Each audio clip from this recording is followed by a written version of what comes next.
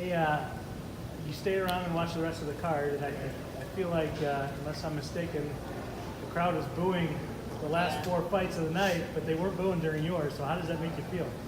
It started from the beginning, and I felt that, and I was just like, nope, I'm a good performer. I'm going to give you a good performance. And then I just felt the vibe, and I delivered. You were obviously highly emotional in there, more than we've seen most fighters.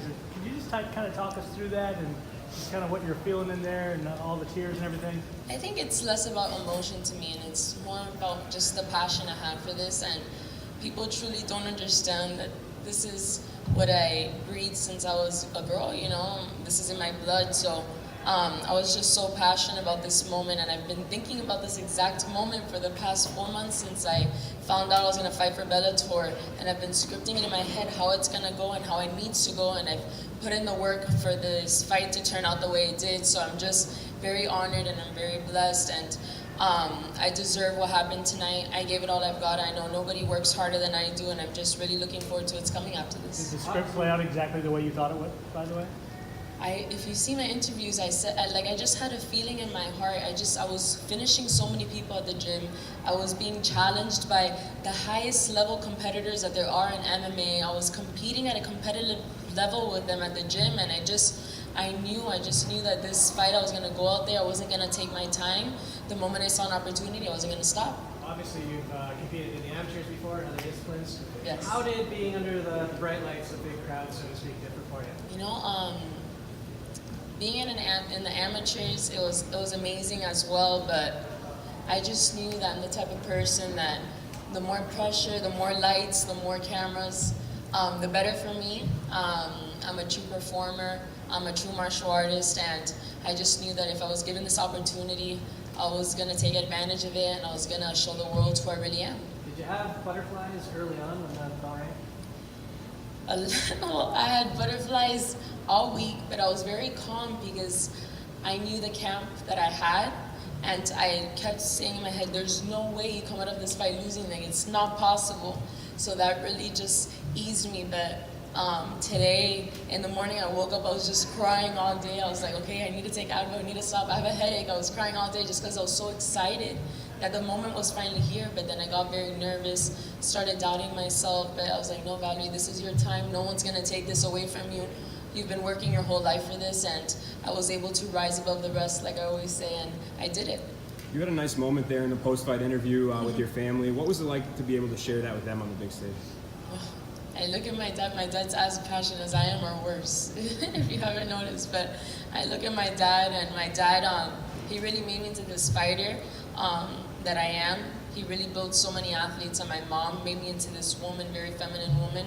And I just knew the way this is going to change my life, and I just know what I'm going to do with this. And I've always said I'm going to live forever. I'm different. I know I was born special, and 2019 is my year, and I've said it my whole life. Valerie, a lot of people, it seems like they prepare for the fight. You seem like you prepared for the entire week. I mean, on Thursday, you showed this huge personality. At the weigh-ins, you had this you had the sexy kind of outfit going. Today, you had the perfect music. You came out with the Taekwondo gi. You had makeup on. Is that side of marketing yourself just as important as being a dominant fighter? I've been like that since I was little, and when I started MMA, I realized how many different things that I could do with this, and I was like, wait, I'm a good fighter, so that I have down. I know I'm gonna work hard, but now look at everything I could do to show who I am. So I don't function, I will not have that knockout if things aren't perfect. If I don't have my right clothes, if I don't have my makeup artist, if I don't have my hair. Like, that's who I am, and people are like, oh, don't get distracted by the lights, don't get distracted by all the media, but I perform my best when I have everything perfect, because that's who I am, and I feel like I'm portraying myself the right way to the world. Everybody knows I walk into the gym with my designer purse, my sparring bag in the other. I go in like nothing. I go in like nothing, and I come out the feminine woman I am. Two women who before you who were considered the it girls, Heather Hardy, Carrie Melendez. I know you want big fights, you want challenge yourself. Are those two ladies you're looking at maybe for your next fight, either Heather Hardy or Carrie Melendez, somebody that to get you on a higher part of a card and can help build your brand? Well, when I prepare for a fight, I don't prepare for a specific person. I prepare to give the best performance I can. So at any moment, at any time, I'm ready for whoever Bellator puts in front of me.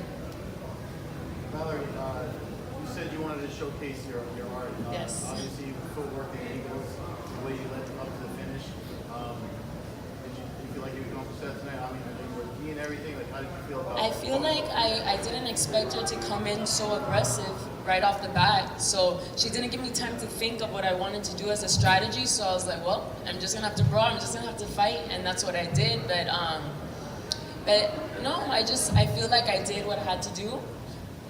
She did come in very strong, and I didn't expect that so quickly, but I was able to manage it, then start finding my distance. I was like, wait, no, I'm going to take the pace here. And I just remember a switch during the fight, like, no, this is your time, she's not doing this. And that's what happened. Speak on your training camp that led you to this victory.